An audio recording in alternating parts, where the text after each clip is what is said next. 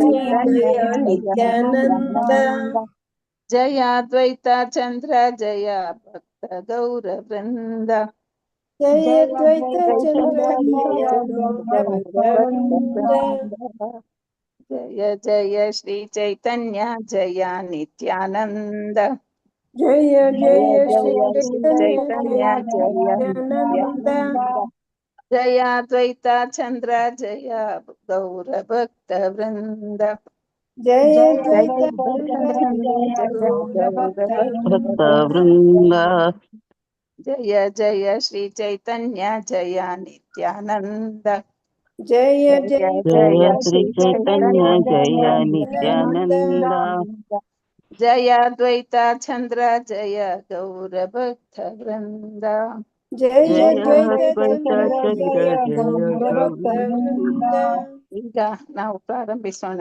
ಓದುವ ತರಗತಿ ಪ್ರಾರಂಭ ಮಾಡಿದ ಮಂಗಳೂರು ಇಸ್ಕಾನ್ ಅಧ್ಯಕ್ಷರಿಗೆ ಹಾಗೂ ನಮ್ಮ ಗುರು ವೃಂದಕ್ಕೆ ಹಾಗೂ ಇಲ್ಲಿ ನೆರೆದಿರುವ ಭಕ್ತ ವೃಂದಕ್ಕೆ ನಮಿಸುತ್ತಾ ಈಗ ಓದುವ ತರಗತಿಯನ್ನು ಪ್ರಾರಂಭಿಸುತ್ತೇನೆ. ಹೂವಿನ ಜೊತೆ ಬಾಳೆನಾರು ದೇವರ ಪಾದ ಸೇರುವ ಹಾಗೆ ಈ ಎಲ್ಲರ ಸಹಚರ್ಯದಿಂದ ಈ ಅವಕಾಶ ನನಗೆ ಸಿಕ್ಕುವುದಕ್ಕೆ ನಿಮ್ಮೆಲ್ಲರಿಗೂ ನಾನು ನಮಿಸುತ್ತೇನೆ. ಅಂದ್ರೆ ನಿಮ್ಗೆ ತಿಳಿದಷ್ಟು ನನಗೆ ಖಂಡಿತ ತಿಳಿದಿಲ್ಲ, ಬಹಳ ತಪ್ಪುಗಳಾಗಬಹುದು, ದಯಮಾಡಿ ಕ್ಷಮಿಸಿ. ಹರೇ ಕೃಷ್ಣ. ಪ್ರಾರಂಭಿಸೋಣ. ಇವತ್ತು 20ನೇ ಶ್ಲೋಕ ಅಲ್ವಾ ಮಾತಾಜಿ?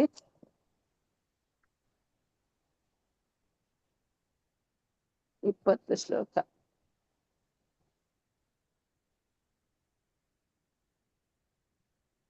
ಓದ್ಲ ಮಾತಾಜಿ? ಇಲ್ವಾ? 20 ಇದೆ.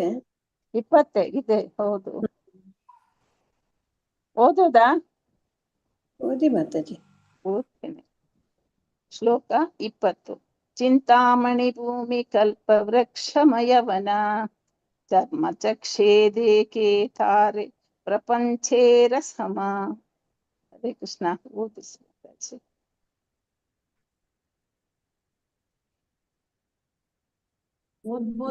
ಮಾತಾಜಿ ಓದಿ ಹರೇ ಮಾತಾಜಿ. ಕೃಷ್ಣ. ಲಲಿತಾ ಮಾತಾಜಿ ಓದಿ. ಹರೇ ಕೃಷ್ಣ ಮಾತಾಜಿ.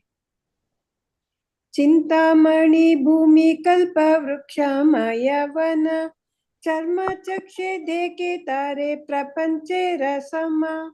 ಚಿಂತಾಮಣಿ ಭೂಮಿ, ಚಿಂತಾಮಣಿಯ ಭೂಮಿ, ಕಲ್ಪವೃಕ್ಷಮಯ, ಕಲ್ಪವೃಕ್ಷಗಳಿಂದ ತುಂಬಿರುವ ವನ ಕಾಡುಗಳು, ಚರ್ಮ ಚಕ್ಷೆ ಐಹಿಕ ಕಣ್ಣುಗಳು, ದೇಖೆ ನೋಡುವುದು, ತಾರೆ ಅದು, ಪ್ರಪಂಚೇರ ಸಮ ಐಹಿಕ ಸೃಷ್ಟಿಗೆ ಸಮ. ಅನುವಾದ: ಸ್ಪರ್ಶಮಣಿ ಚಿಂತಾಮಣಿಯಿಂದ ಕೂಡಿದ ಭೂಮಿ, ಕಲ್ಪವೃಕ್ಷಗಳಿಂದ ತುಂಬಿದ ಕಾಡುಗಳು, ಐಹಿಕ ಕಣ್ಣುಗಳು ಅವುಗಳನ್ನು ಸಾಧಾರಣ ಪ್ರದೇಶದಂತೆ ನೋಡುತ್ತವೆ. ಭಾವಾರ್ಥ: ಪ್ರಭುವಿನ ಅನುಗ್ರಹದಿಂದಾಗಿ ಅವನ ಧಾಮಗಳು ಮತ್ತು ಸ್ವತಃ ಅವನು ಮೂಲದ ಮಹತ್ವವನ್ನು ಕಳೆದುಕೊಳ್ಳದೆ ಏಕಕಾಲದಲ್ಲಿ ಅಸ್ತಿತ್ವದಲ್ಲಿ ಇರಬಲ್ಲನು. ವ್ಯಕ್ತಿಯು ದೇವೋತ್ತಮ ಬಗೆಗೆ ಪ್ರೀತಿ ವಾತ್ಸಲ್ಯಗಳನ್ನು ಬೆಳೆಸಿಕೊಂಡಾಗ ಮಾತ್ರ ಆ ಧಾಮಗಳನ್ನು ಮೂಲ ಆವಿರ್ಭಾವದಲ್ಲಿ ನೋಡಬಲ್ಲ.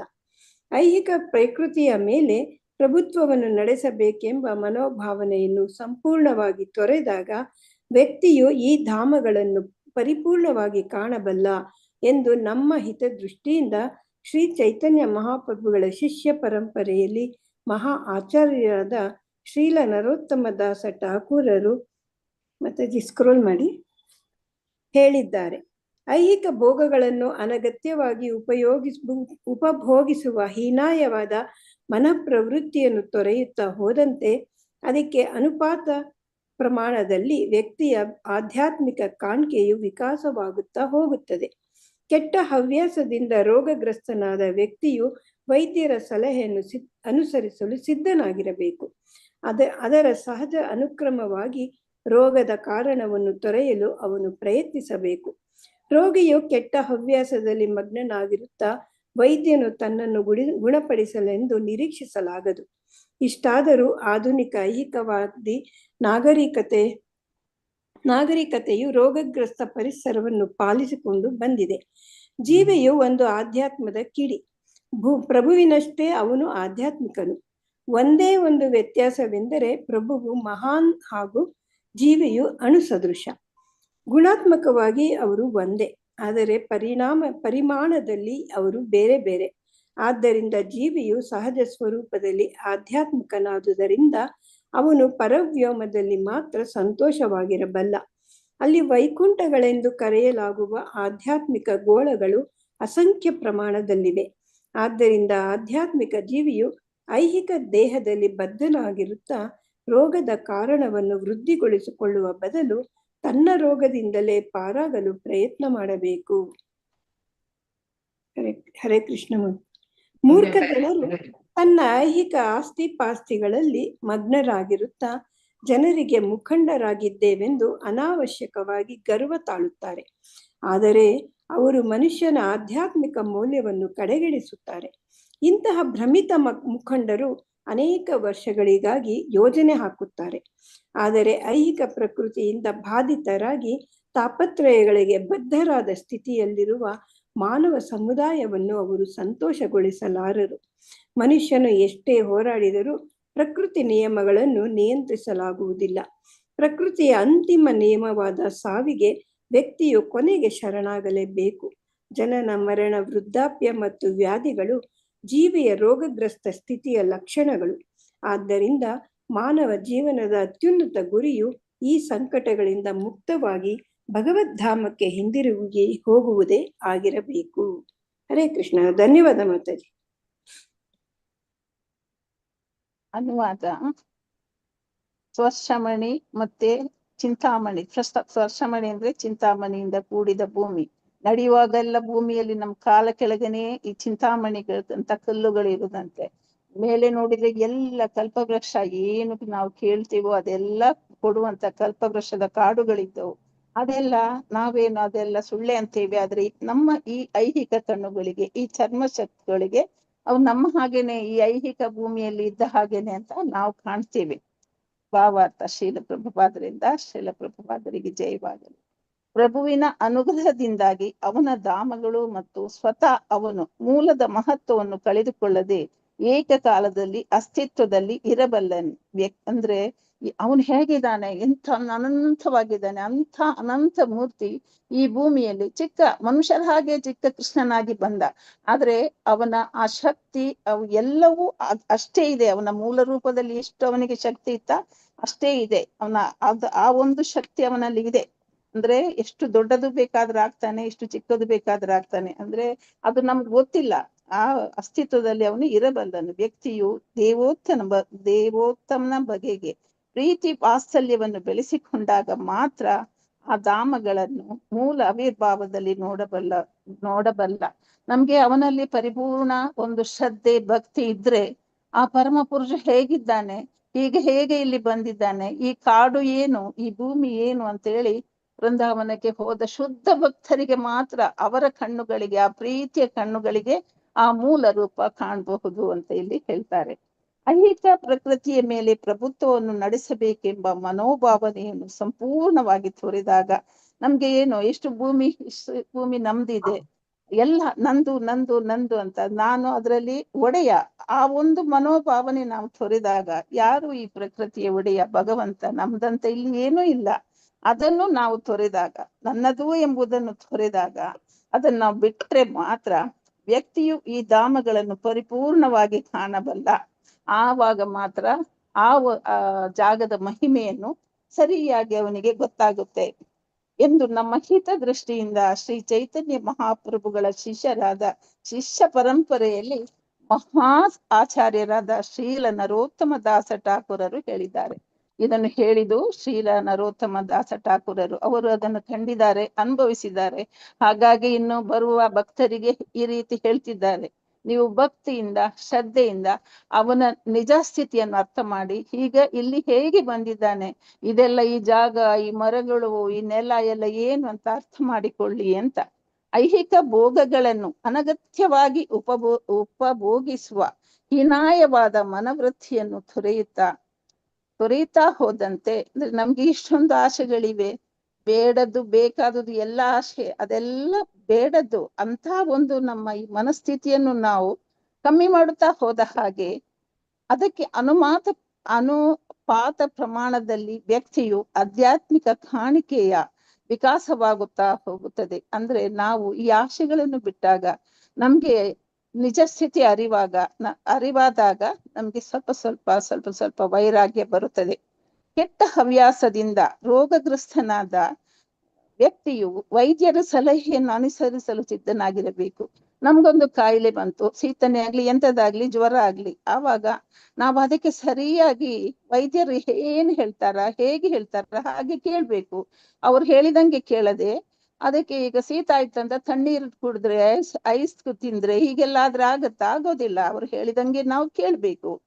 ಅದರ ಸಹಜ ಅನುಕ್ರಮವಾಗಿ ರೋಗದ ಕಾರಣವನ್ನು ತೊರೆಯಲು ಅವನು ಪ್ರಯತ್ನಿಸಬೇಕು. ಆ ರೋಗ ಏನು ಬಂದಿದ ಅದಕ್ಕೆ ವಿರೋಧವಾಗಿ ನಾವು ಹೋಗ್ಬಾರ್ದು. ಆ ರೋಗ ಹೋಗೋ ಹಾಗೆ ನಾವು ಅದನ್ನು ಪ್ರಯತ್ನಿಸಬೇಕು. ಈಗ ನಾವು ರೋಗಿಗಳೇ ಆಗಿದ್ದೇವೆ. ಯಾಕೆ? ಈ ಐಹಿಕ ಪ್ರಕೃತಿಯ ಮೇಲೆ ಮತ್ತೆ ನಮ್ಮ ಇಂದ್ರಿಯಗಳ ಮೇಲೆ ನಮ್ಗೆ ಇಂದ್ರಿಯಗಳ ಮೇಲೆ ತುಂಬಾ ಪ್ರೀತಿ. ಅದರ ಇಚ್ಛೆಯನ್ನು, ಆ ಇಂದ್ರಿಯಗಳ ಇಚ್ಛೆಯನ್ನು ತೀರಿಸಬೇಕೆಂಬ ಪ್ರೀತಿ, ಪ್ರಕೃತಿಯ ಒಡೆತನ ಮಾಡ್ಬೇಕೆಂಬ ಪ್ರೀತಿ, ಬೇಕಾದದ ಭೋಗ ವಸ್ತುಗಳನ್ನು ತಂದು ನಾವು ಅನುಭವಿಸ್ಬೇಕೆಂಬುದು, ಇದೆಲ್ಲ ಬಿಡ್ಬೇಕು. ರೋಗಿಯು ಕೆಟ್ಟ ಹವ್ಯಾಸದಲ್ಲಿ ಮಗ್ನನಾಗಿರುತ್ತಾ ವೈದ್ಯನು ತನ್ನನ್ನು ಗುಣಪಡಿಸಲೆಂದು ನಿರೀಕ್ಷಿಸಲಾಗದು. ತಾನಿದ್ದಂಗೆ ಇದ್ದು ಏನೊಂದು ಮಾಡದೆ ಅದು ವೈದ್ಯನ ಔಷಧಿನ ಮಾತ್ರ ಅದು ಸರಿಯಾಗ್ಬೇಕಂತ ನಾವು ಖಂಡಿತ ಅದನ್ನು ನಿರೀಕ್ಷಿಸಬಾರದು. ಯಾಕಂದ್ರೆ ವೈದ್ಯನು ಹೇಳಿದಂಗೆ ಕೇಳಿದ್ರೆ ಮಾತ್ರ ಆ ರೋಗ ಗುಣವಾಗುತ್ತದೆ. ಹಾಗೆ ಒಬ್ಬ ಆಚಾರ್ಯರು ಹೇಳಿದಂಗೆ ನಾವು ನಡೆದ್ರೆ ಮಾತ್ರ ಇದೆಲ್ಲ ಅರ್ಥ ಆಗಬಹುದು. ಇಷ್ಟಾದರೂ ಆಧುನಿಕ ಐಹಿಕವಾದಿ ನಾಗರಿಕತೆಯು ರೋಗಗ್ರಸ್ತ ಪರಿಸರವನ್ನು ಪಾಲಿಸಿಕೊಂಡು ಬಂದಿದೆ. ಈಗ ಈ ಆಧುನಿಕ ಈ ಜನರು ಏನಂದ್ರೆ, ಈ ರೋಗಗ್ರಸ್ತ ಅಂದರೆ ಅವರಿಗೆ ಒಡೆತನ ಇದೆಲ್ಲ ಬೇಕು, ಇದನ್ನೇ ಅವರು ಪಾಲಿಸಿಕೊಂಡು ಬರ್ತಾ ಇದ್ದಾರೆ. ಜೀವಿಯು ಒಂದು ಆಧ್ಯಾತ್ಮಿಕ ಕಿಡಿ. ಈ ಜೀವಿ ಅಂದ್ರೆ ಒಳಗಿರುವ ಪರಮಾತ್ಮ, ಅವನು ಪರಮಾತ್ಮನ ಒಂದು ಕಿಡಿ, ಚಿಕ್ಕ ಕಿಡಿ. ಪ್ರಭುವಿನಷ್ಟೇ ಅವನು ಆಧ್ಯಾತ್ಮಿಕನು, ಆ ದೇವರನ್ನಷ್ಟೇ ಅವನು ಆಧ್ಯಾತ್ಮಿಕನು. ಒಂದೇ ಒಂದು ವ್ಯತ್ಯಾಸವೆಂದರೆ ಪ್ರಭು ಮಹಾನ್ ಹಾಗೂ ಜೀವಿಯು ಅಣುಸದೃಶ. ಅವನು ಕಡಲು, ಮತ್ತೆ ಇದು ಒಂದು ಅಣು, ಒಂದು ಬಿಂದು. ಗುಣಾತ್ಮಕವಾಗಿ ಅವರು ಇಬ್ರು ಒಂದೇ, ಆದರೆ ಪರಿಮಾಣದಲ್ಲಿ ಅವರು ಬೇರೆ ಬೇರೆ, ಆಕಾರದಲ್ಲಿ ಹೆಚ್ಚು ಕಮ್ಮಿ ಬೇರೆ ಬೇರೆ.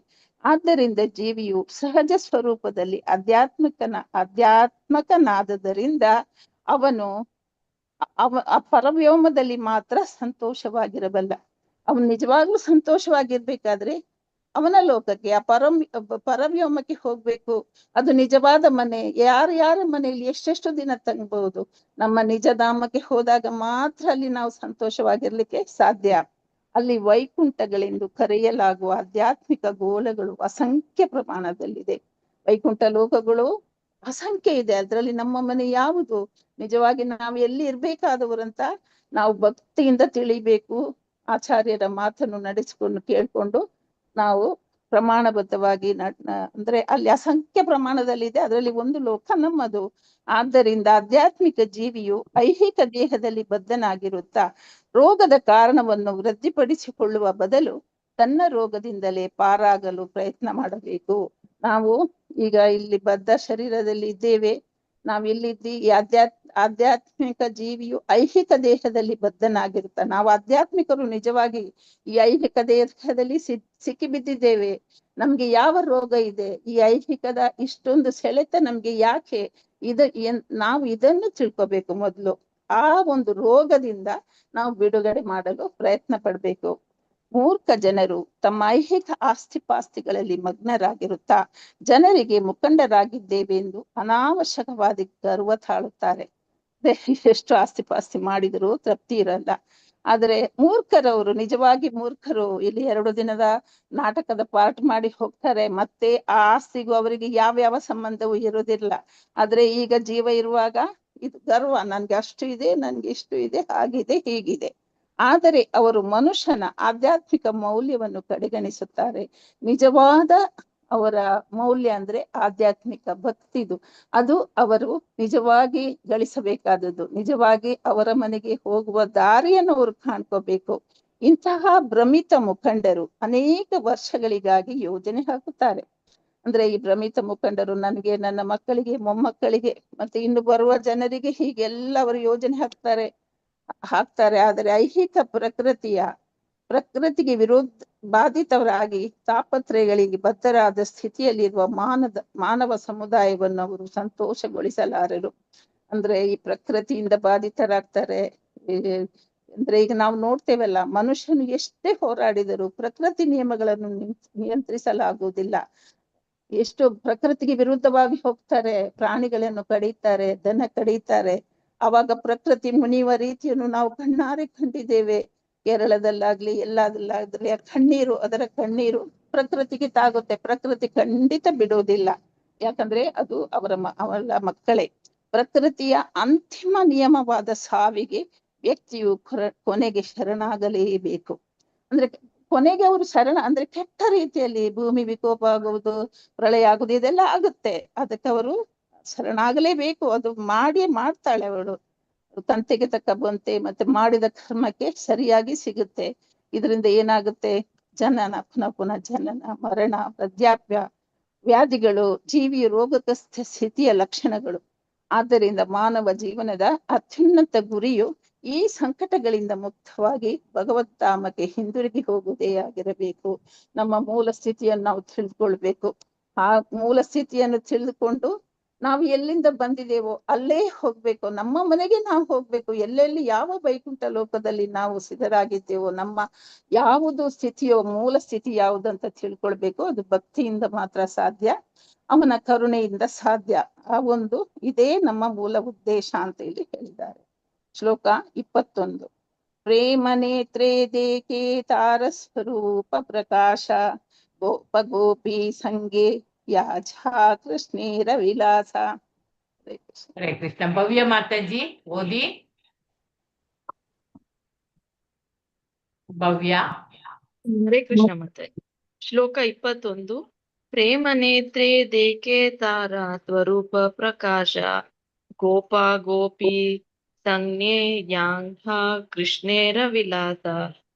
ಪ್ರೇಮ ನೇತ್ರೆ ದೇವೋತ್ತಮನನ್ನು ಕುರಿತ ಪ್ರೀತಿಪೂರ್ವಕ ಕಣ್ಣುಗಳಿಂದ ದೇಕೆ ವ್ಯಕ್ತಿಯು ನೋಡುತ್ತಾನೆ. ತಾರ ಅದರ ಸ್ವರೂಪ ಪ್ರಕಾಶ ಗುರುತಿನ ಪ್ರಕಟ ರೂಪ.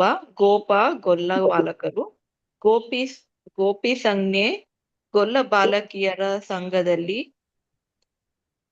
ಯಾಂಘ ಎಲ್ಲಿ ಕೃಷ್ಣೇರ ವಿಲಾಸ ಪ್ರಭು ಕೃಷ್ಣನ ಲೀಲೆಗಳು. ಅನುವಾದ ಶ್ರೀಲ ಪ್ರಭುಪಾದರಿಗೆ ಜಯವಾಗಲಿ. ಪ್ರಭು ಕೃಷ್ಣನು ಗೋಪ ಗೋಪಿಯರೊಡನೆ ತನ್ನ ಲೀಲಾ ವಿಲಾಸಗಳನ್ನು ನಡೆಸಿದಂತಹ ಸ್ಥಳವೆಂಬ ನಿಜವಾದ ಗುರುತನ್ನು ಕಾಣಬಲ್ಲವನು. ದೇವೋತ್ತಮನನ್ನು ಕುರಿತ ಪ್ರೀತಿಪೂರ್ವಕ ಕಣ್ಣುಗಳಿರುವವನು ಮಾತ್ರ. ಹರೇ ಕೃಷ್ಣ ಮತ್ತೆ. ಧನ್ಯವಾದ. ಅನುವಾದ. ಪ್ರಭು ಕೃಷ್ಣನನ್ನು ನಾವು ಅರಿಬೇಕಾದ್ರೆ ಅವನ ಗೋಪ ಗೋಪಿಯರೊಡನೆ ತನ್ನ ಲೀಲಾ ವಿಲಾಸವನ್ನು ತೋರಿಸಿದ್ದಾನೆ. ಆ ಸ್ಥಳದ ನಿಜವಾದ ಗುರುತು, ಅಲ್ಲಿಯ ಸ್ಥಿತಿಗತಿಗೆ ನಾವು ಅರಿಬೇಕು. ಅಂದ್ರೆ ಅಲ್ಲಿಯ ಭೂಮಿ ಮತ್ತೆ ಅಲ್ಲಿಯ ಮರಗಳು ಇವೆಲ್ಲ ಎಷ್ಟೊಂದು ಶಕ್ತಿಯುತವಾದದ್ದು. ಅಲ್ಲಿ ದೇವಲೋಕದಲ್ಲೇ ಇದ್ದದ್ದು ಇಲ್ಲಿ ಬಂದಿದೆ ಅಂತ. ದೇವೋತ್ತಮನನ್ನು ಕುರಿತ ಪ್ರೀತಿಪೂರ್ವಕ ಅಂದ್ರೆ ಶುದ್ಧ ಭಕ್ತನಿಗೆ ಮಾತ್ರ ಇದು ಅಂಥ ಕಣ್ಣು ಇರುವವನು, ಶುದ್ಧ ಪ್ರೀತಿಯ ಕಣ್ಣುಗಳಿರುವವನಿಗೆ ಇದು ಕಾಣುತ್ತೆ ಅಂತ ಹೇಳಿದ್ದಾರೆ. ಶ್ಲೋಕ 22. ಚಿಂತಾಮಣಿ ಪ್ರಕರ ಸದ್ಮಸು ಕಲ್ಪ ವೃಕ್ಷ ಲಕ್ಷಾವ್ರತೇಷು ಸುರಭೀರ್ ಅಭಿಪಾಲಯಂತಂ ಲಕ್ಷ್ಮೀ ಸಹಸ್ರಶತ ಸಂಭ್ರಮ ಸೇವ್ಯಮಾನಂ ಗೋವಿಂದಂ ಮಾತಿ ಪುರುಷಂ ತಂ ಹಂ ಭಜಾಮಿ. ಹರೇ ಕೃಷ್ಣ. ಓದಿಸಿ. ಗಾಯತ್ರಿ ಆರ್ ಮಾತಾಜಿ. ಗಾಯತ್ರಿ ಆರ್. ಹರೇ ಕೃಷ್ಣ. ಹರೇ ಕೃಷ್ಣ ಮಾತಾಜಿ. ಶ್ಲೋಕನ ಮಾತಾಜಿ ದೊಡ್ಡದ್ ಮಾಡ್ಕೊತೀನಿ. ಚಿಂತಾಮಣಿ ಪ್ರಕರ ಸದ್ಮಸ ಕಲ್ಪ ವೃಕ್ಷ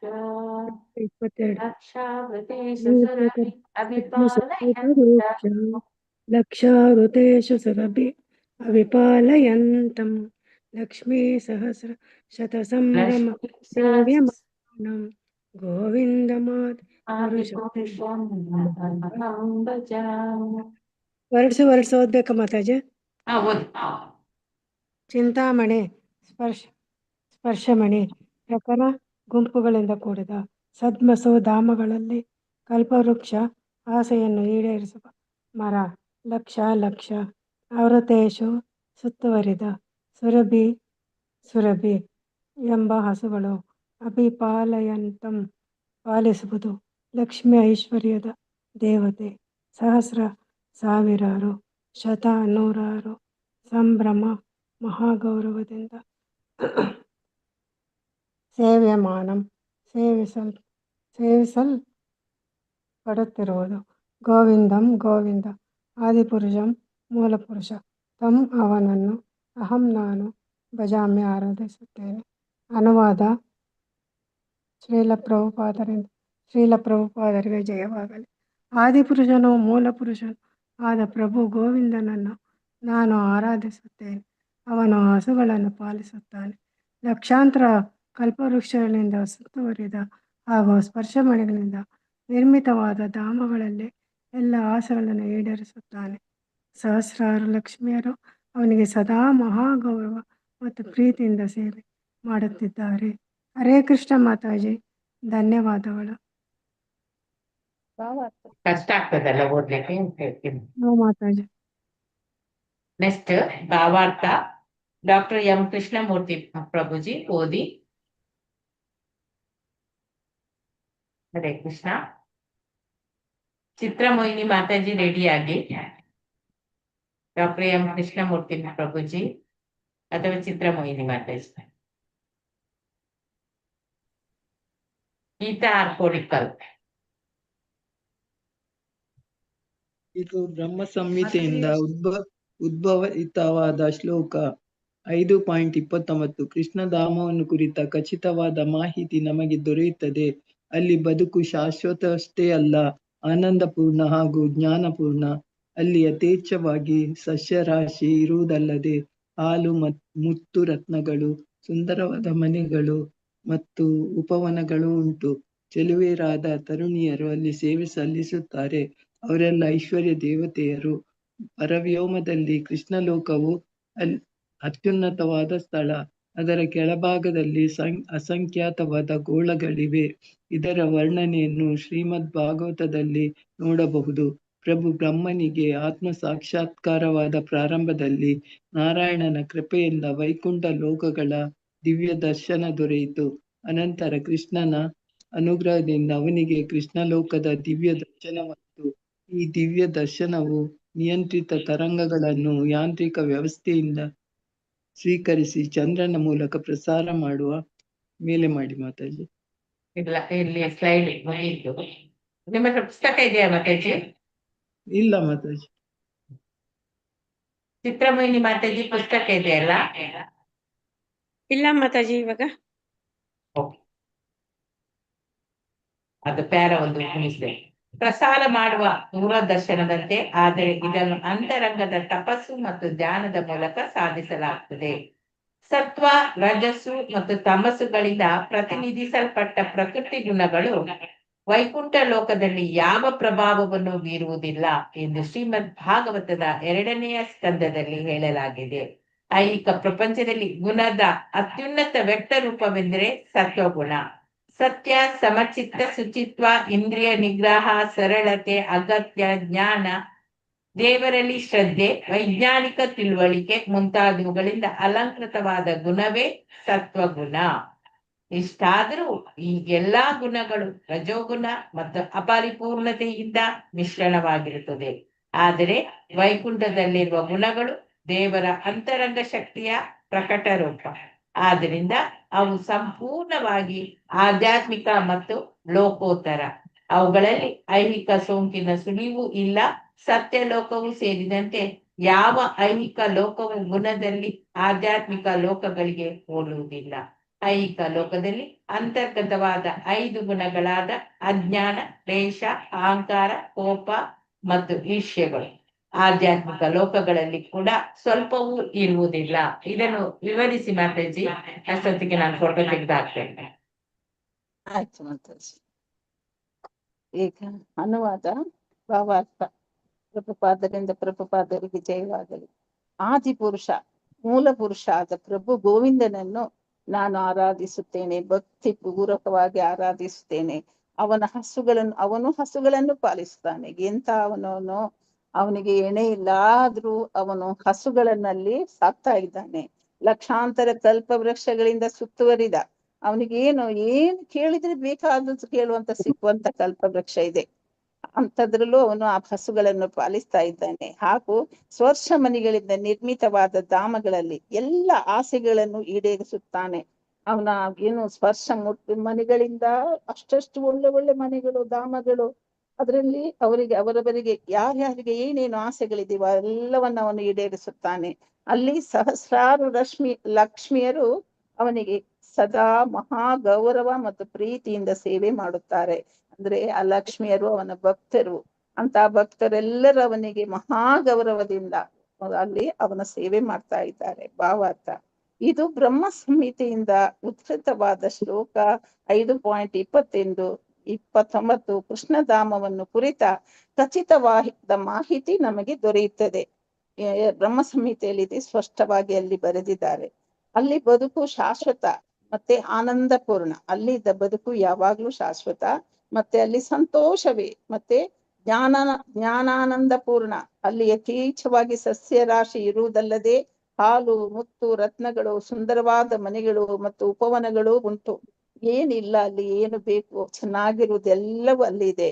ಚೆಲುವೆಯರಾದ ತರುಣಿಯರು ಅಲ್ಲಿ ಸೇವೆ ಸಲ್ಲಿಸುತ್ತಾರೆ. ಅವರೆಲ್ಲ ಐಶ್ವರ್ಯ ದೇವತೆಯರು. ಐಶ್ವರ್ಯ ದೇವತೆ ಲಕ್ಷ್ಮಿಯರು ಅಂತ ಹೇಳ್ತಾರೆ. ಅಂದ್ರೆ ಅವರು ಭಕ್ತಿಯರು, ಮಹಾಭಕ್ತಿಯರು, ಶುದ್ಧ ಭಕ್ತರು. ಪರವ್ಯೋಮದಲ್ಲಿ ಕೃಷ್ಣ ಲೋಕವು ಅತ್ಯುನ್ನತವಾದ ಸ್ಥಳ. ಪರವ್ಯೋಮದಲ್ಲಿ ಕೃಷ್ಣ ಲೋಕ ಎಂಬುದು ಅದು ಅದಕ್ಕಿಂತ ಶ್ರೇಷ್ಠ ಇನ್ಯಾವುದೂ ಇಲ್ಲ. ಅದು ಉನ್ನತವಾದ ಸ್ಥಳ. ಅದರ ಕೆಳಭಾಗದಲ್ಲಿ ಅಸಂಖ್ಯಾತ ಗೋಳಗಳಿವೆ. ಅದರ ಕೆಳಭಾಗದಲ್ಲಿ ಎಷ್ಟೋ ಒಂದು ಭೂಮಂಡಲಗಳು, ಗೋಳಗಳಿವೆ. ಇದರ ವರ್ಣನೆಯನ್ನು ಶ್ರೀಮದ್ ಭಾಗವತದಲ್ಲಿ ನೋಡಬಹುದು.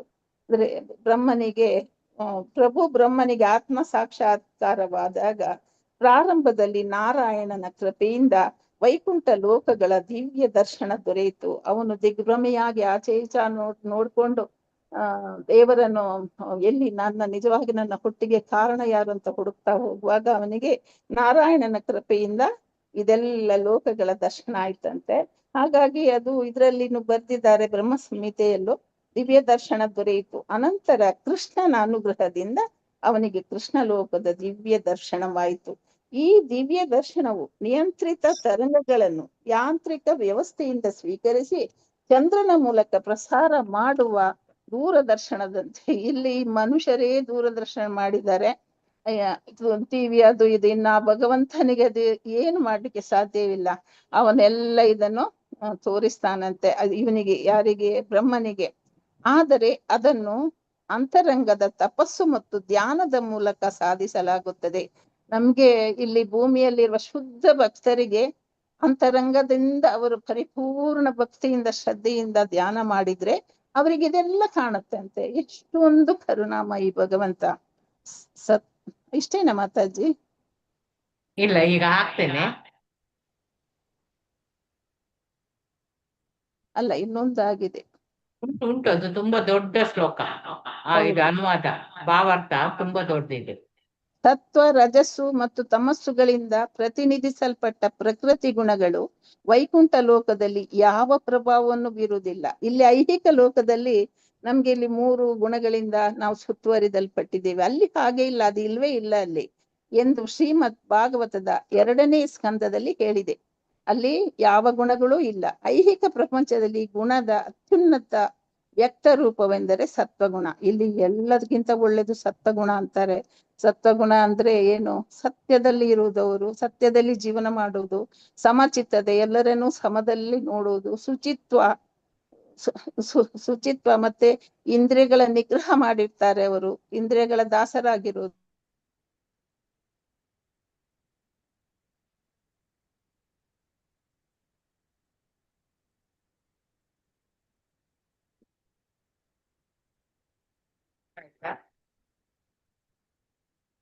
ಹರೇ ಕೃಷ್ಣ. ಮತ್ತೆ ಗುಣ ಇದು ಪ್ರತಿಯೊಬ್ಬರಿಗೂ. ಇಷ್ಟಾದರೂ ಈ ಎಲ್ಲ ಗುಣಗಳು ರಜೋಗುಣ ಮತ್ತು ಅಪರಿಪೂರ್ಣತೆಯಿಂದ ಮಿಶ್ರಣವಾಗಿರುತ್ತದೆ. ಆದ್ರೆ ಆಮೇಲೆ ಏನಾಯ್ತು, ಇದು ಎಲ್ಲವೂ ರಜೋಗುಣಗಳಿಂದ ಇದು ಎರಡನ್ನು ರಜೋಗುಣ ಮತ್ತೆ ಸತ್ವಗುಣ ಬೆರಕೆಯಾಗಿ ಇದು ಪೂರ್ಣತೆಯನ್ನು ಪಡೆದುಕೊಂಡಿತ್ತು, ಅಪರಿಪೂರ್ಣತೆ ಪಡೆದುಕೊಂಡಿತ್ತು. ಹಾಗೆ ಅದು ಮಿಶ್ರ ಗುಣವಾಗುತ್ತೆ. ಆದರೆ ವೈಕುಂಠದಲ್ಲಿರುವ ಗುಣಗಳು ದೇವರ ಅಂತರಂಗ ಪರಾಶಕ್ತಿಯಿಂದ ಪರಾಶಕ್ತಿಯ ಪ್ರಕಟ ರೂಪ ಅದು. ಆದ್ದರಿಂದ ಅವು ಸಂಪೂರ್ಣವಾಗಿ ಆಧ್ಯಾತ್ಮಿಕ. ಅಲ್ಲಿರುವುದು ಫುಲ್ ಆಧ್ಯಾತ್ಮಿಕ, ಇಲ್ಲಿರುವುದು ಬದ್ಧ ಲೋಕದಲ್ಲಿ ಆಧ್ಯಾತ್ಮಿಕ ಅಲ್ಲ. ಮತ್ತು ಲೋಕೋತ್ತರ, ಅದು ಲೋಕೋತ್ತರ, ಅದಕ್ಕೆ ಕೊನೆ ಇದೇ ಇಲ್ಲ. ಅವುಗಳಲ್ಲಿ ಐಹಿಕ ಸೋಂಕಿನ ಸುಳಿವೂ ಇಲ್ಲ. ಈ ಐಹಿಕದಲ್ಲಿ ಇರುವಂತಹ 3 ಗುಣಗಳ ಸುಳಿವು ಸಮೇತ ಅಲ್ಲಿ ಇಲ್ಲ. ಅಲ್ಲಿ ಸತ್ಯಲೋಕವೂ ಸೇರಿದಂತೆ ಯಾವ ಐಹಿಕ ಲೋಕವೂ ಗುಣದಲ್ಲಿ ಆಧ್ಯಾತ್ಮಿಕ ಲೋಕಗಳಿಗೆ ಹೋಲುವುದಿಲ್ಲ. ಅಂದ್ರೆ ಈ ಸತ್ಯಲೋಕ ಬ್ರಹ್ಮಲೋಕ ಆಗ್ಲಿ ಯಾರಲ್ಲೇ ಆಗ್ಲಿ ಆ ಆಧ್ಯಾತ್ಮಿಕ ಲೋಕಗಳಿಗೆ ಅದು ಹೋಲುವುದೇ ಇಲ್ಲ ಅಂತೆ. ಅಲ್ಲಿ ಅಷ್ಟು ಒಂದು ಸ್ವಚ್ಛ ಶಾಶ್ವತ. ಐಹಿಕ ಲೋಕದಲ್ಲಿ ಅಂತರ್ಗತವಾದ 5 ಗುಣಗಳಾದ ಈ ಐಹಿಕ ಲೋಕದಲ್ಲಿ 5 ಗುಣಗಳು ಸೇರ್ಕೊಂಡಿವೆ ಅಂತ. ಒಂದು ಅಜ್ಞಾನ, ಮತ್ತೊಂದು ದುಃಖ, ಮತ್ತು ಅಹಂಕಾರ, ಕೋಪ, ಮತ್ತೆ ಈರ್ಷ್ಯೆ, ಮತ್ಸರ.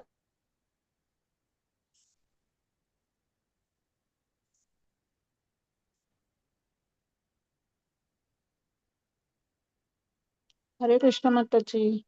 ಹರೇ ಕೃಷ್ಣ. ನಂಗೆ ಮಾತ್ರ ಕೇಳುದಿಲ್ಲವ, ನಿಮ್ಗೂ ಕೇಳ್ತಾರೆ? ಇಲ್ಲ, ನಮಗೂ ಕೇಳಿಸ್ತಾ ಇಲ್ಲ ಮಾತಾಜಿ, ಕೇಳಿಸ್ತಿಲ್ಲ. ಕೇಳಿಸ್ತಾ ಇಲ್ಲ Mataji. Last line Raghava Mataji, last line ಕೇಳುದಿಲ್ಲ. ಹೌದೌದು ಮಾತಾಜಿ, ಐಹಿಕ ಲೋಕದಲ್ಲಿ ಅಲ್ಲಿಂದ ಕೇಳಲಿಲ್ಲ. ಇಲ್ಲವಂತ ಇಲ್ಲ, ಕೇಳಿಸುತ್ತೆ. ಲಾಸ್ಟ್ ಲೈನ್ ಒಂದು ಕೇಳಲಿಲ್ಲ. 5 ಗುಣಗಳು ಯಾವುದು? 5 ಗುಣಗಳಾದ ಅಜ್ಞಾನ, ಕ್ಲೇಶ, ಅಹಂಕಾರ, ಕೋಪ, ಈರ್ಷ್ಯೆ. ಇದು ಕೇಳಲ್ವಾ ಮಾತಾಜಿ ಈಗ? ಈಗ ಕೇಳ್ತದೆ. ಕೇಳ್ತೇವೆ. ಅದೇ ಅಲ್ಲಿ ಅದು ಅಲ್ಲಿ ಇದೆ. ಈ 5 ಗುಣಗಳಾದ ಅಜ್ಞಾನ, ಕ್ಲೇಶ, ದುಃಖ ಆಗ್ಲಿ, ಅಹಂಕಾರ ಆಗ್ಲಿ, ಕೋಪ ಆಗ್ಲಿ, ಮತ್ಸರವಾಗ್ಲಿ, ಇದು ಆಧ್ಯಾತ್ಮಿಕ ಲೋಕದಲ್ಲಿ ಅದರ ಗಂಧಗಳೇ ಕೂಡ ಇಲ್ಲ ಅಂತ. ಇದೆಲ್ಲ ಇರೋದು ಈ ಐಹಿಕ ಲೋಕದಲ್ಲಿ. ಹರೇ ಕೃಷ್ಣ ಹರೇ ಮಾತಾಜಿ. ಕೃಷ್ಣ. ಚಿತ್ರಮೋಹಿನಿ ಮಾತಾಜಿ ಓದಿ. ಹರೇ ಕೃಷ್ಣ ಮಾತಾಜಿ, 1 ನಿಮಿಷ ಸೆಟ್ ಮಾಡ್ಕೋತೀನಿ. ಹಾಗಾದ್ರೆ ನೆಕ್ಸ್ಟ್ ರೆಡಿಯಾಗಿ ದಯಾನೀತಾ ಮಾತಾಜಿ ಓದಿ. ಗೊತ್ತಿಲ್ಲ ಮಾತಾಜಿ. ಐಹಿಕ ಪ್ರಪಂಚ. ಹರೇ ಕೃಷ್ಣ. ಐಹಿಕ ಪ್ರಪಂಚದಲ್ಲಿ ಪ್ರತಿಯೊಂದು ಒಂದು ಸೃಷ್ಟಿ. ನಮ್ಮ ದೇಹ ಮತ್ತು ಮನಸ್ಸು ಸೇರಿದಂತೆ ನಮ್ಮ ಅನುಭವದ ಪರಿಧಿಯಲ್ಲಿ ಬರುವ ಯಾವುದೇ. ಹರೇ ಕೃಷ್ಣ ಮಾತಾಜಿ. ಹರೇ ಕೃಷ್ಣ ಮಾತಾಜಿ. ಅವರು ಓದ್ಲಿ ಮಾತಾಜಿ. ಮತ್ತೆ ನೀವು ಚಿತ್ರಮೋಹಿನಿ ಮಾತಾಜಿ ರೆಡಿಯಾಗಿ, ಈಗ ಅವ್ರು ಅರ್ಧ ಓದಿದ್ರಲ್ಲ, ಅವರು ಓದಿ ಆಗ್ಲಿ, ಆಮೇಲೆ ನೀವು ಓದಿ ಮಾತಾಜಿ. ಅನುಭವ ಪರಿಧಿಯ ಇಲ್ಲದೆ ಬರುವ ಯಾವುದೇ ವಸ್ತುವಾಗಲಿ ಸೃಷ್ಟಿಯಾದದೇ ಸೃಷ್ಟಿಯ ಪ್ರಕ್ರಿಯೆಯು ಬ್ರಹ್ಮನ ಜೀವನದಿಂದ ಆರಂಭವಾಯಿತು. ರಜೋಗುಣದಿಂದ ಸೃಷ್ಟಿ ಸ್ತೋತ್ರವು ಐಹಿಕ ಪ್ರಪಂಚದಂತ ರೂಢಿಯಲ್ಲಿದೆ. ಆದರೆ ವೈಕುಂಠ ಲೋಕದಲ್ಲಿ ರಜೋಗುಣದ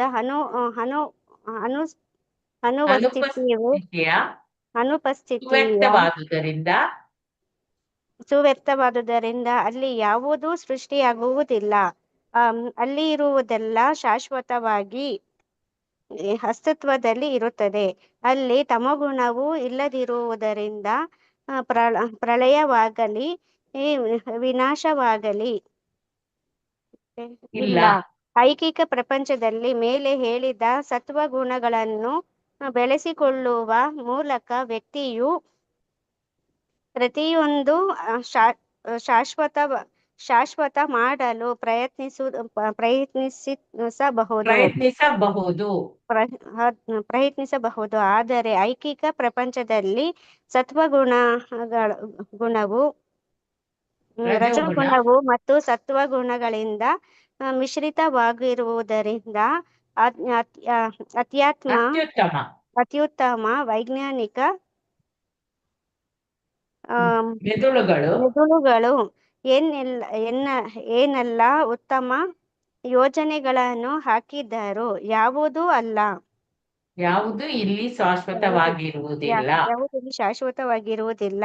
ಆದ್ದರಿಂದ ಐಕಿಕ ಪ್ರಪಂಚದಲ್ಲಿ ನಮಗೆ ನಿರಂತರತೆ, ಆನಂದ ಮತ್ತು ಪೂರ್ಣ ಜ್ಞಾನಗಳ ಜ್ಞಾನಗಳು ಅನುಭವವಿರುವುದಿಲ್ಲ. ಆದರೆ ಆಧ್ಯಾತ್ಮಿಕ ಪ್ರಪಂಚದಲ್ಲಿ ತಿರುವುಗಳು ಇಲ್ಲದಿರುವುದರಿಂದ ಪ್ರತಿಯೊಂದು ಶಾಶ್ವತ, ಆನಂದಮಯ, ಜ್ಞಾನಮಯ, ಪ್ರತಿಯೊಂದು ಮಾತನಾಡಬಾರದು, ಬಲ್ಲರು, ಪ್ರತಿಯೊಂದು ಚಲಿಸಬಲ್ಲದು, ಪ್ರತಿಯೊಂದು ಕೇಳಬಲ್ಲದು, ಪ್ರತಿಯೊಂದು ಮಾತನಾಡಬಲ್ಲದು, ಪ್ರತಿಯೊಂದು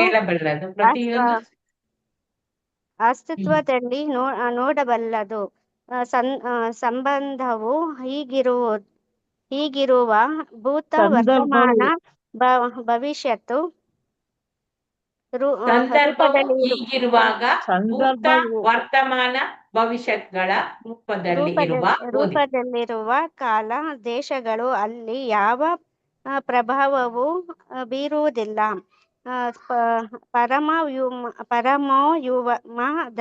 ಪರಮವ್ಯೂಮದಲ್ಲಿ ಯಾವ ಬದಲಾವಣೆಯೂ ಆಗುವುದಿಲ್ಲ, ಏಕೆಂದರೆ ಅಲ್ಲಿ ಕಾಲವು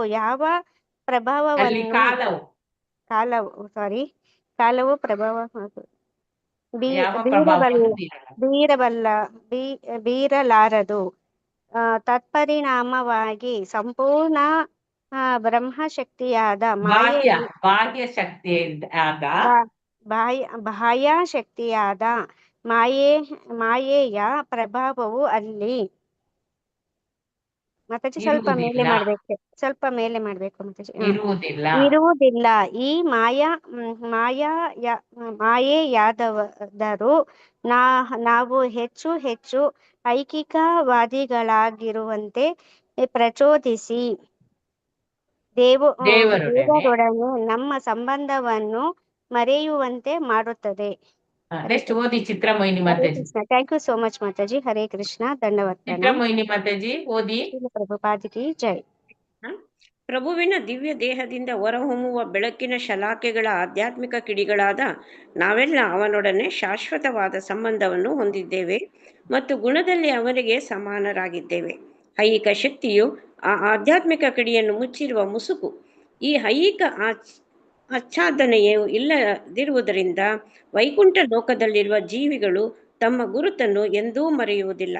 ತಮ್ಮ ಸಹಜ ಸ್ವರೂಪದಲ್ಲಿ ಪ್ರಭುವಿಗೆ ಲೋಕೋತ್ತರವಾದ ಪ್ರೇಮ ಸೇವೆಯನ್ನು ಸಲ್ಲಿಸಬೇಕು ಎಂಬ ತಮ್ಮ ಹಾಗೂ ದೇವರ ನಡುವಣ ಸಂಬಂಧವನ್ನು ಅವರು ಶಾಶ್ವತವಾಗಿ ಅರಿತಿರುತ್ತಾರೆ. ದೇವರಿಗೆ ದಿವ್ಯ ಸೇವೆಯನ್ನು ಸಲ್ಲಿಸುವುದರಲ್ಲಿ ಅವರು ಸದಾ ಮಗ್ನರಾಗಿರುವುದರಿಂದ ಅವರ ಇಂದ್ರಿಯಗಳು ಲೋಕೋತ್ತರವಾಗಿರುತ್ತವೆ ಎಂದು ಸಹಜವಾಗಿ ತೀರ್ಮಾನಿಸಬಹುದು. ಏಕೆಂದರೆ ವ್ಯಕ್ತಿಯು ಐಹಿಕ ಇಂದ್ರಿಯಗಳಿಂದ ಪ್ರಭುವಿಗೆ ಸೇವೆ ಸಲ್ಲಿಸಲಾರ. ವೈಕುಂಠ ಲೋಕದಲ್ಲಿರುವ ನಿವಾಸಿಗಳಿಗೆ ಐಹಿಕ ಪ್ರಕೃತಿಯನ್ನು ಆಳಲು ಬೇಕಾದಂತಹ ಐಹಿಕ ಇಂದ್ರಿಯಗಳಿಲ್ಲ. ಕಂಟಿನ್ಯೂ ಮಾಡ್ಲಾ ಮಾತಾಜಿ? ಐಹಿಕ ಗುಣಗಳಿಲ್ಲದ ಸ್ಥಳವು ಯಾವುದೋ ಒಂದು ಬಗೆಯ ಆಕಾರ ರಹಿತ ಶೂನ್ಯವಾಗಿರಬೇಕು ಎಂದು ಮಂದಬುದ್ಧಿಯ ಜನರು ತೀರ್ಮಾನಿಸುತ್ತಾರೆ. ಆದರೆ ದಿಢದಲ್ಲಿ ಆಧ್ಯಾತ್ಮಿಕ ಪ್ರಪಂಚದಲ್ಲೂ ಗುಣಗಳಿವೆ, ಆದರೆ ಅವು ಐಹಿಕ ಗುಣಗಳಿಗಿಂತ ಭಿನ್ನವಾದವು. ಏಕೆಂದರೆ ಅಲ್ಲಿರುವುದೆಲ್ಲ ಶಾಶ್ವತ, ಅನಂತ ಮತ್ತು ಪರಿಶುದ್ಧ. ಅಲ್ಲಿರುವ ಪರಿಸರವು ಸ್ವಪ್ರಕಾಶವನ್ನು ಹೊಂದಿದೆ. ಆದ್ದರಿಂದ ಅವರಿಗೆ ಸೂರ್ಯ, ಚಂದ್ರ, ಅಗ್ನಿ, ವಿದ್ಯುತ್ ಶಕ್ತಿ ಮುಂತಾದ ಯಾವುದೂ ಬೇಕಾಗಿಲ್ಲ. ಆ ಧಾಮವನ್ನು ತಲುಪುವವನು ಐಹಿಕ ಪ್ರಪಂಚಕ್ಕೆ ಐಹಿಕ ದೇಹದೊಡನೆ ಮರಳಿ ಬರುವುದಿಲ್ಲ. ವೈಕುಂಠ ಲೋಕದಲ್ಲಿ ನಾಸ್ತಿಕರಿಗೂ ಆಸ್ತಿಕರಿಗೂ ವ್ಯತ್ಯಾಸವಿಲ್ಲ, ಏಕೆಂದರೆ ಅಲ್ಲಿ ನೆಲೆಸುವವರೆಲ್ಲ ಐಹಿಕ ಗುಣಗಳಿಂದ ಮುಕ್ತರಾದವರು. ಹೀಗೆ ಸುರರು ಮತ್ತು ಅಸುರರು ಇಬ್ಬರು ಪ್ರಭುವಿನ ವಿನೀತ ಪ್ರೇಮದಾಸರಾಗುತ್ತಾರೆ. ಹರೇ ಕೃಷ್ಣ. ಧನ್ಯವಾದಗಳು ಮಾತಾಜಿ. ಗೀತಾ ಎಂ ಮಾತಾಜಿ ಹೇಳ್ಬಿಡ್ಬೋದಿತ್ತು ಅವರು. ಲೀಲಾವತಿ ಮಾತಾಜಿ ಓದ್ಬೇಕಾಗ್ತದಾ? ಹರೇ ಕೃಷ್ಣ. ನಾನು ಓದ್ಲಾ ಮಾತಾಜಿ? ಓದಿ ಲೀಲಾವತಿ ಮಾತಾಜಿ. ಹರೇ ಕೃಷ್ಣ. ಹರೇ ಕೃಷ್ಣ. ವೈಕುಂಠ ನಿವಾಸಿಗಳು ಉಜ್ವಲ ಕಪ್ಪು ಮೈಬಣ್ಣವನ್ನು ಹೊಂದಿರುತ್ತಾರೆ. ಇದು ಐಹಿಕ ಪ್ರಪಂಚದಲ್ಲಿರುವ ಮಬ್ಬು ಬಿಳಿ ಮತ್ತು ಕಪ್ಪು ಬಣ್ಣಗಳಿಗಿಂತ ಮೋಹಕವಾಗಿರುತ್ತದೆ ಮತ್ತು ಆಕರ್ಷಕವಾಗಿರುತ್ತದೆ. ಅವರ ದೇಹಗಳು ಆಧ್ಯಾತ್ಮಿಕವಾಗಿರುವುದರಿಂದ ಐಹಿಕ ಪ್ರಪಂಚದಲ್ಲಿ ಅವಕ್ಕೆ ಸಮಾನಾದವುಗಳಿಲ್ಲ. ಉಜ್ವಲ ಮೋಡದ ಮೇಲೆ ಮಿಂಚು ಹೊಳೆದಾಗಿನ ಸೌಂದರ್ಯ ಅವರ ಸೌಂದರ್ಯವನ್ನು ಕೊಂಚ ಮಟ್ಟಿಗೆ ಸೂಚಿಸುತ್ತದೆಯಷ್ಟೇ. ಸಾಮಾನ್ಯವಾಗಿ ವೈಕುಂಠ ನಿವಾಸಿಗಳು ಪೀತಾಂಬರವನ್ನು ಧರಿಸಿರುತ್ತಾರೆ. ಅವರ ದೇಹಗಳು ನಾಜೂಕಾಗಿಯೂ ಆಕರ್ಷಕವಾಗಿಯೂ ಇರುತ್ತವೆ. ಅವರ ಕಣ್ಣುಗಳು ಕಮಲ ಪುಷ್ಪಗಳ ದಳಗಳಂತಿರುತ್ತವೆ. ಪ್ರಭು ವಿಷ್ಣುವಿನಂತೆ ವೈಕುಂಠ ನಿವಾಸಿಗಳು ಚತುರ್ಭುಜರು. ಶಂಖ, ಚಕ್ರ, ಗದೆ ಮತ್ತು ಕಮಲ ಪುಷ್ಪಗಳನ್ನು ಅವರು ಹಿಡಿದಿರುತ್ತಾರೆ. ವಿಶಾಲವಾದ ಅವರ ಸುಂದರ ವಕ್ಷದ ತುಂಬ ಕಂಠೀಹಾರಗಳು ಅಲಂಕರಿಸಿರುತ್ತವೆ. ಅವುಗಳನ್ನು ಉಜ್ವಲವಾದ ವಜ್ರದಂತಹ ಲೋಹದಿಂದ ಮಾಡಿರುತ್ತಾರೆ. ಅತ್ಯಂತ ಬೆಲೆ ಬಾಳುವ ರತ್ನಗಳನ್ನು ಅವುಗಳಲ್ಲಿ ಖಚಿತಗೊಳಿಸಿರುತ್ತಾರೆ. ಐಹಿಕ ಪ್ರಪಂಚದಲ್ಲಿ ಇವು ಎಲ್ಲಿಯೂ ಸಿಗುವುದಿಲ್ಲ. ವೈಕುಂಠ ನಿವಾಸಿಗಳು ಸದಾ ಶಕ್ತಿಶಾಲಿಗಳಾಗಿದ್ದು ಥಳಥಳಿಸುತ್ತಿರುತ್ತಾರೆ. ಅವರಲ್ಲಿ ಕೆಲವರು ಕೆಂಪು ಹವಳ ಮಣಿಯಂತೆಯೂ ಬೆಕ್ಕಿನ ಕಣ್ಣುಗಳಂತೆಯೂ ಕಮಲ ಪುಷ್ಪದಂತೆಯೂ ಮೈ ಬಣ್ಣವನ್ನು ಹೊಂದಿರುತ್ತಾರೆ. ಪ್ರತಿಯೊಬ್ಬರೂ ಒಂದ್ ಮಿನಿಟ್ ಮಾತಾಜಿ, ಸ್ವಲ್ಪ ಇದು ಹೋಯ್ತು, ಕೆಳಗೆ ಮಾಡಿ ಮಾತಾಜಿ. ನಿಮ್ಮದು ಇದು ಬಂತು, ನಿಮ್ಮ ಅಟೆಂಡೆನ್ಸ್ ಅದರ ಮೇಲೆ ಬಂದ್ಬಿಟ್ಟಿತ್ತು. ಸೊ ಅವರಲ್ಲಿ ಕೆಲವರು ಕೆಂಪು ಹವಳ ಮಣಿಯಂತೆಯೂ ಬೆಕ್ಕಿನ ಕಣ್ಣುಗಳಂತೆಯೂ ಕಮಲ ಪುಷ್ಪದಂತೆಯೂ ಮೈ ಬಣ್ಣವನ್ನು ಹೊಂದಿರುತ್ತಾರೆ. ಪ್ರತಿಯೊಬ್ಬರೂ ಅಮೂಲ್ಯ ರತ್ನಗಳಿಂದ ಖಚಿತವಾದ ಕರ್ಣಕುಂಡಲಗಳನ್ನು ಧರಿಸಿರುತ್ತಾರೆ. ಅವರ ತಲೆಯ ಮೇಲೆ ಹಾರಗಳಂತೆ ತೋರುವ ಹೂವಿನ ಕಿರೀಟಗಳನ್ನು ಧರಿಸಿರುತ್ತಾರೆ. ಅರೆ ಹರೇ ಕೃಷ್ಣ. ಹೇಳ್ತೀರಾ ಮಾತಾಜಿ? ಅಲ್ಲ ಕಂಟಿನ್ಯೂ ಓದಿಸ್ಲಾ ಪ್ರೇಮ ಮಾತಾಜಿ? ಓದಿಸಿ ಮಾತಾಜಿ. ಗೀತಾ ಎಂ ಮಾತಾಜಿ ಓದಿ. ಗೀತಾ ಎಂ ಮಾತಾಜಿ. ಹರೇ ಕೃಷ್ಣ. ಹರೇ ಕೃಷ್ಣ ಮಾತಾಜಿ. ಓದ್ತೀನಿ. ನೋಡಿ, ವೈಕುಂಠ ಲೋಕಗಳಲ್ಲಿ ವಿಮಾನಗಳಿವೆ, ಆದರೆ ಅವು ಕಿವಿಗಡಚಿಕ್ಕುವ ಶಬ್ದ ಮಾಡುವುದಿಲ್ಲ. ಐಹಿಕ ಲೋಕದ ವಿಮಾನಗಳು ಸ್ವಲ್ಪವೂ ಸುರಕ್ಷಿತವಲ್ಲ. ಅವು ಯಾವುದೇ ಕ್ಷಣದಲ್ಲಿ ಕುಸಿದು ಬಿದ್ದು ನೆಲಕ್ಕಪ್ಪಳಿಸಬಹುದು, ಏಕೆಂದರೆ ಜಡ ವಸ್ತುವು ಎಲ್ಲಾ ರೀತಿಯಲ್ಲೂ ಅಪರಿಪೂರ್ಣ. ಆದರೆ ಪರವ್ಯೋಮದಲ್ಲಿ ವಿಮಾನಗಳು ಆಧ್ಯಾತ್ಮಿಕ.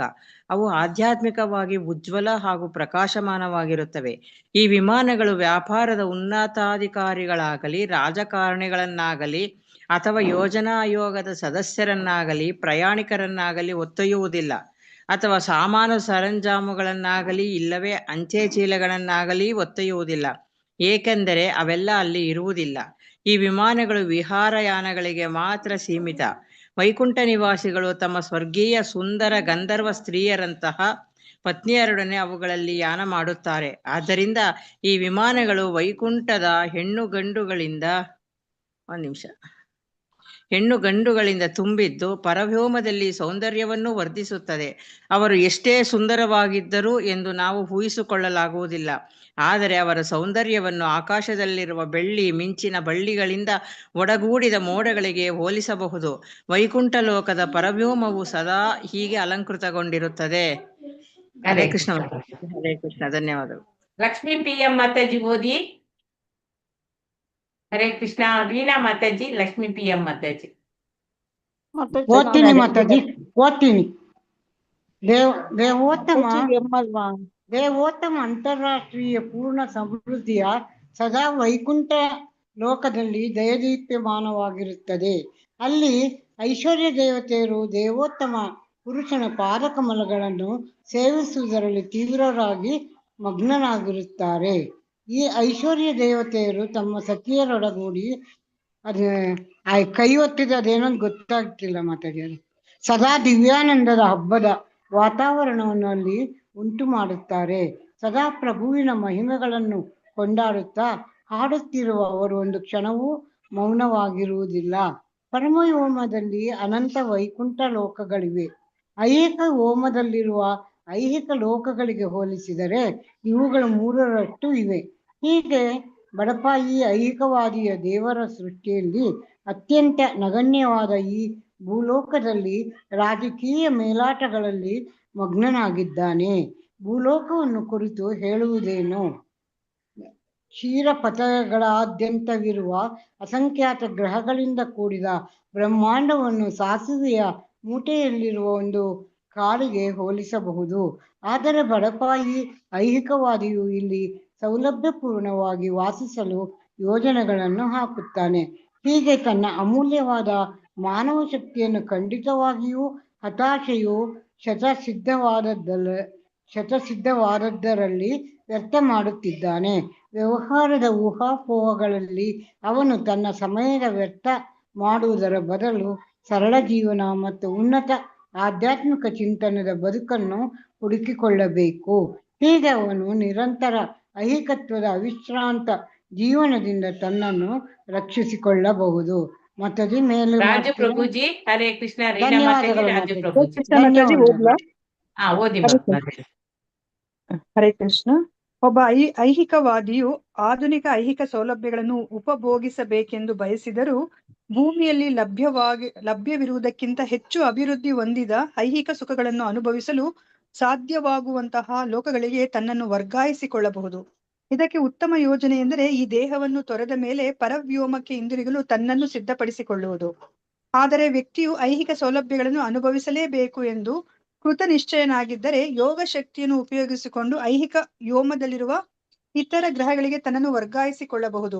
ಗಗನಗಾಮಿಗಳ ಆಟಿಕೆಯಂತಹ ಆಕಾಶ ನೌಕೆಗಳು ಕೇವಲ ಮಕ್ಕಳ ಮನರಂಜನೆಯ ಆಟಿಕೆಯಂತಹ ವಸ್ತುಗಳು. ಈ ಉದ್ದೇಶಕ್ಕೆ ಅವು ಉಪಯೋಗವಿಲ್ಲ. ಅಷ್ಟಾಂಗ ಯೋಗವು ಪ್ರಾಣವಾಯು ಸಂಚಾರವನ್ನು ನಿಯಂತ್ರಿಸುವ ಐಹಿಕವಾದಿ ಕಲೆ. ಇದರಲ್ಲಿ ಪ್ರಾಣವಾಯುವನ್ನು ಹೊಟ್ಟೆಯಿಂದ ನಾಭಿಗೆ, ನಾಭಿಯಿಂದ ಹೃದಯಕ್ಕೆ, ಹೃದಯದಿಂದ ಗ್ರೀವಾಸ್ಥಿತಿಗೆ, ಅಲ್ಲಿಂದ ಕಣ್ಣುಗುಡ್ಡೆಗಳಿಗೆ, ಅಲ್ಲಿಂದ ಉಪಮಸ್ತಿಷ್ಕಕ್ಕೆ, ಅಲ್ಲಿಂದ ಯಾವುದೇ ಅಪೇಕ್ಷಿತ ಲೋಕಕ್ಕೆ ವರ್ಗಾಯಿಸುತ್ತಾರೆ. ಐಹಿಕ ವಿಜ್ಞಾನಿಗಳು ಗಾಳಿ ಮತ್ತು ಬೆಳಕಿನ ವೇಗವನ್ನು ಪರಿಗಣನೆಗೆ ತೆಗೆದುಕೊಳ್ಳುತ್ತಾರೆ. ಆದರೆ ಮನಸ್ಸು ಮತ್ತು ಬುದ್ಧಿಶಕ್ತಿಯ ವೇಗದ ಬಗೆಗೆ ಅವರಲ್ಲಿ ಮಾಹಿತಿ ಇಲ್ಲ. ಮನಸ್ಸಿನ ವೇಗವನ್ನು ಕುರಿತು ನಮ್ಮಲ್ಲಿ ಸ್ವಲ್ಪ ಮಟ್ಟಿಗೆ ಪರಿಮಿತ ಅನುಭವವಿದೆ. ಏಕೆಂದರೆ ಒಂದೇ ಕ್ಷಣದಲ್ಲಿ ನಮ್ಮ ಮನಸ್ಸನ್ನು ನೂರಾರು ಸಾವಿರಾರು ಮೈಲಿ ದೂರದ ಪ್ರದೇಶಗಳಿಗೆ ಸ್ಥಳಾಂತರಿಸಬಹುದು. ಬುದ್ಧಿಶಕ್ತಿಯು ಇದಕ್ಕಿಂತ ಸೂಕ್ಷ್ಮವಾದದ್ದು. ಬುದ್ಧಿಶಕ್ತಿಗಿಂತ ಸೂಕ್ಷ್ಮವಾದದ್ದು ಆತ್ಮ. ಅದು ಬುದ್ಧಿಶಕ್ತಿ ಮತ್ತು ಮನಸ್ಸುಗಳ ಹಾಗೆ ಜಡವಸ್ತುವಲ್ಲ. ಅದು ಚೇತನ ಅಥವಾ ಅಭೌತ ವಸ್ತು.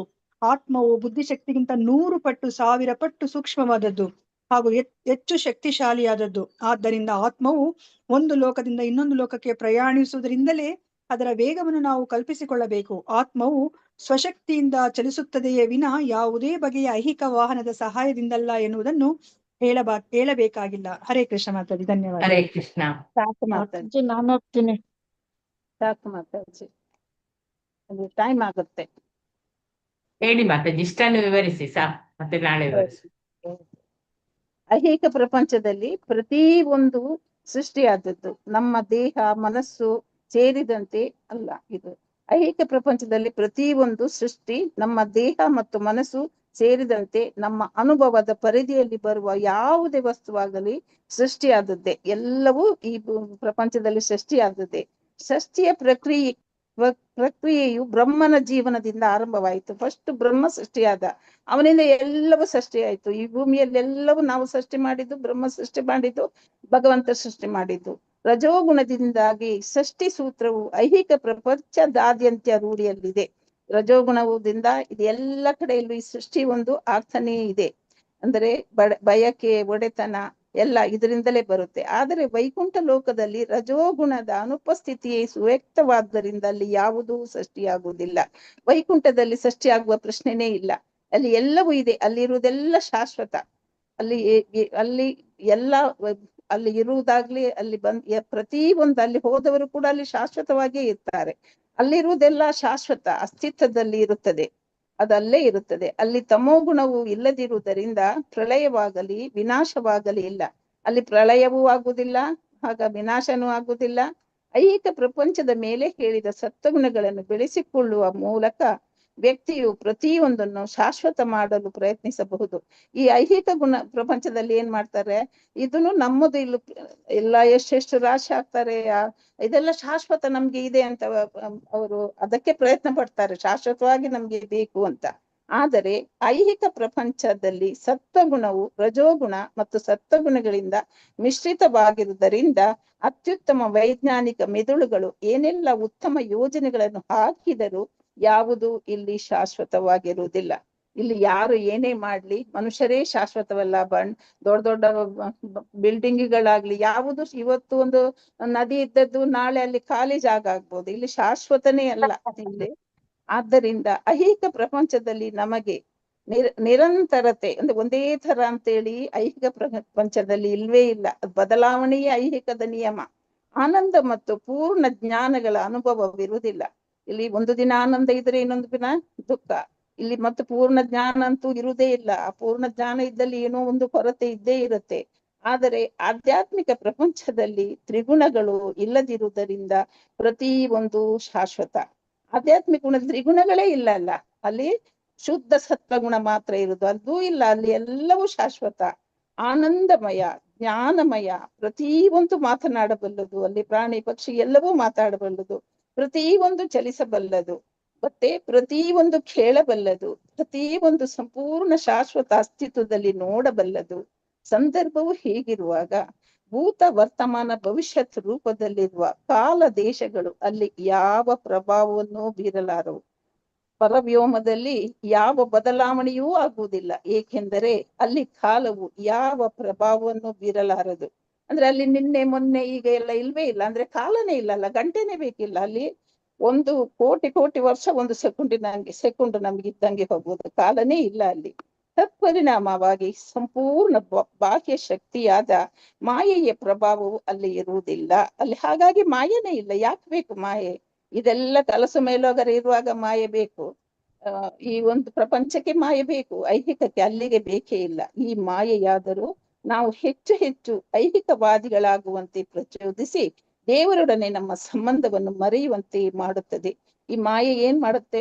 ಹೆಚ್ಚು ಹೆಚ್ಚು ನಮ್ಗೆ ಇದ್ರ ಮೇಲೆ, ಈ ಐಹಿಕದ ಮೇಲೆ, ಈ ಪ್ರಕೃತಿಯ ಮೇಲೆ, ಈ ಜೀವನದ ಮೇಲೆ ಪ್ರೀತಿ ಹುಟ್ಟಿಸಿ ಈ ದೇವರನ್ನು ಮತ್ತು ನಮ್ಮ ಸಂಬಂಧವನ್ನು ದೂರ ಆಗುವಾಗೆ ಮಾಡ್ತಾಳೆ. ಅವಳೊಬ್ಳು ಶಿಕ್ಷಕಿ, ನಮ್ಮನ್ನು ಪರಿಪೂರ್ಣ ಮಾಡುವಂತೆ, ಅವಳು ನಮ್ಮನ್ನು ತಿದ್ದುವಂತೆ ಮಾಡ್ತಾಳೆ. ಪ್ರಭುವಿನ ದಿವ್ಯ ದೇಹದಿಂದ ಹೊರಹೊಮ್ಮುವ ಬೆಳಕಿನ ಶಲಾಖೆಗಳ ಆಧ್ಯಾತ್ಮಿಕ ಕಿಡಿಗಳಾದ ನಾವೆಲ್ಲ ಅವನೊಡನೆ ಶಾಶ್ವತವಾದ ಸಂಬಂಧವನ್ನು ಹೊಂದಿದ್ದೇವೆ. ಅಂದ್ರೆ ನಮಗೂ ಅವನಿಗೂ ಶಾಶ್ವತವಾದ ಸಂಬಂಧ. ಅಂದ್ರೆ ಅದು ಅವನ ದೇಹದಿಂದ ಹೊರಹೊಮ್ಮಿದ ಕಿಡಿಗಳು, ಅದಲ್ಲೇ ಹೋಗ್ಬೇಕು ಪುನಃ. ಅಲ್ಲೇ ನಾವು ಇನ್ನೂ ಬೆಳಗ್ತೀವಿ. ಅಲ್ಲಿ ನಿಜವಾದ ಮನೆ ಅಲ್ಲಿ. ಮತ್ತು ಗುಣದಲ್ಲಿ ಅವನಿಗೆ ಸಮಾನರಾಗಿದ್ದೇವೆ. ನಿಜವಾಗ್ಲೂ ಗುಣದಲ್ಲಿ ನಾವು ದೇವರಿಗೇನೆ ಸಮ ಆಗಿದ್ದೇವೆ. ಆದ್ರೆ ಮಾಯೆಯಿಂದ ಸಿಲುಕಿ ಈ 3 ಗುಣಗಳಿಂದ ಬಿದ್ದು ಬಿಟ್ಟು 3 ಗುಣಗಳಿಗೆ ಬಿದ್ದು ಬಿಟ್ಟು ಒಡೆತನದ ಆಸೆ ಬಂದು ಈ ರೀತಿ ಆಗ್ತಾ ಇದೆ. ಐಹಿಕ ಶಕ್ತಿಯು ಅಂದ್ರೆ ಈ 24 ಘಟಕಾಂಶಗಳೆಲ್ಲ ಆಧ್ಯಾತ್ಮಿಕ ಕಿಡಿಯನ್ನು ಮುಚ್ಚಿರುವ ಮುಸುಕು. ಈ ಆಧ್ಯಾತ್ಮಿಕ ಕಿಡಿ ನಮ್ದು, ಇದು ಆಧ್ಯಾತ್ಮಿಕ ಕಿಡಿ, ಇದೊಂದು ಮುಸುಕು. ಇದು ಈ ದೇಹ ಎಂಬುದೊಂದು ಮುಸುಕು. ಈ ಐಹಿಕ ಆಚ್ಛಾದನೆಯು ಇಲ್ಲದಿರುವುದರಿಂದ ವೈಕುಂಠ ಲೋಕದಲ್ಲಿ ಜೀವಿಗಳು ತಮ್ಮ ಗುರುತನ್ನು ಎಂದೂ ಮರೆಯುವುದಿಲ್ಲ.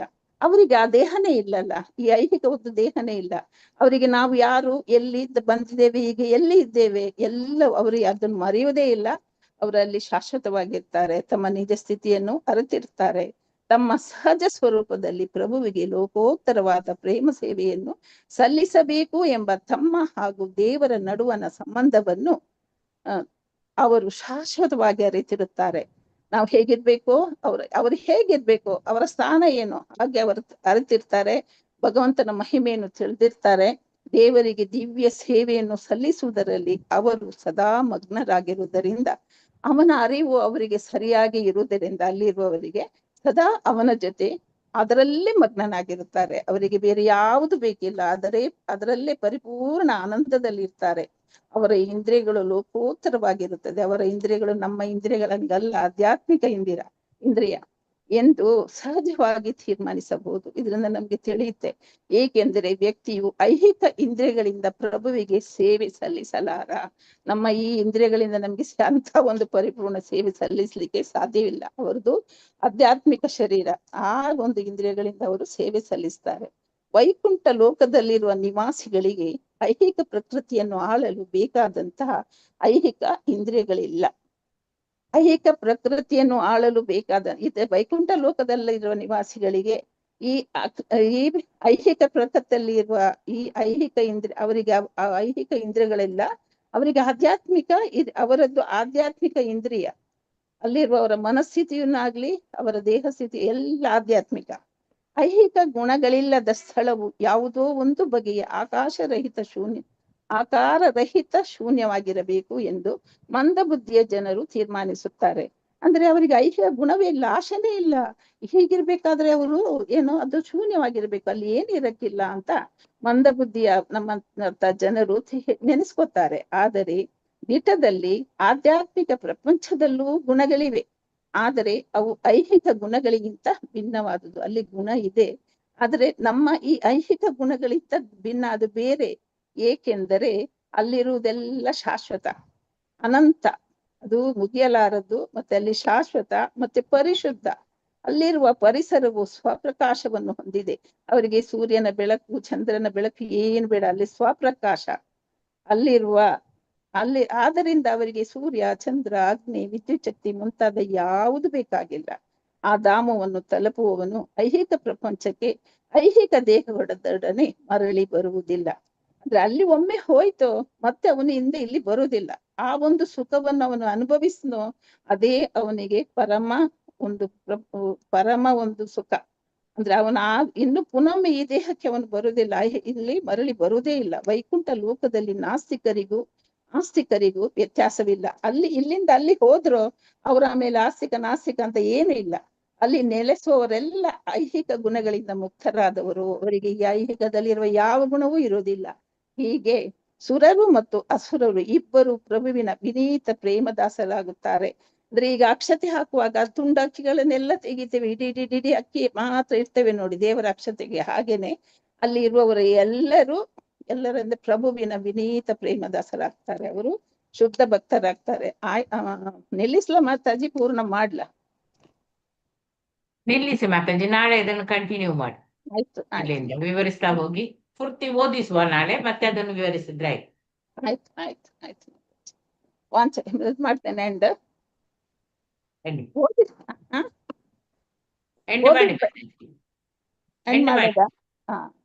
ವಾಂಛಾಕಲ್ಪತರುಭ್ಯಶ್ಚ ಕೃಪಾ ಸಿಂಧುಭ್ಯ ಏವ ಚ ಪತಿತಾನಾಂ ಪಾವನೇಭ್ಯೋ ವೈಷ್ಣವೇಭ್ಯೋ ನಮೋ ನಮಃ. ಹರಿದಾಷ್ಟಾಕುರು ಕಿ ಜೈ, ಶ್ರೀ ಪ್ರಭುಪಾದರಿಗೆ ಜೈ, ಚೈತನ್ಯ ಮಹಾಪ್ರಭುಗಳಿಗೆ, ನಿತ್ಯಾನಂದ ಪ್ರಭುಗಳಿಗೆ, ಎಲ್ಲರ ದಯೆಯು ನಮ್ಮಂತ ಈ ಭಕ್ತರ ಮೇಲೆ ಸದಾ ಹರಿಯುತ್ತಿರಲಿ ಎಂದು ಬೇಡ್ತಾ ಇಲ್ಲಿಗೆ ಏನು ತಪ್ಪಿದ್ರು ಕ್ಷಮಿಸಿ ಬಿಡಿ. ಹರೇ ಕೃಷ್ಣ ಕೃಷ್ಣ ಕೃಷ್ಣ ಹರೇ ಹರೇ, ಹರೇ ರಾಮ ರಾಮ ರಾಮ ಹರೇ ಹರೇ. ಧನ್ಯವಾದಗಳು. ಹರೇ ಕೃಷ್ಣ. ಯಾಕಂದ್ರೆ ಅದು 4 ಪೇಜ್ ಉಂಟು ಇನ್ನು ಸಹ. ಹೌದು, ಮಾತಾಜಿ.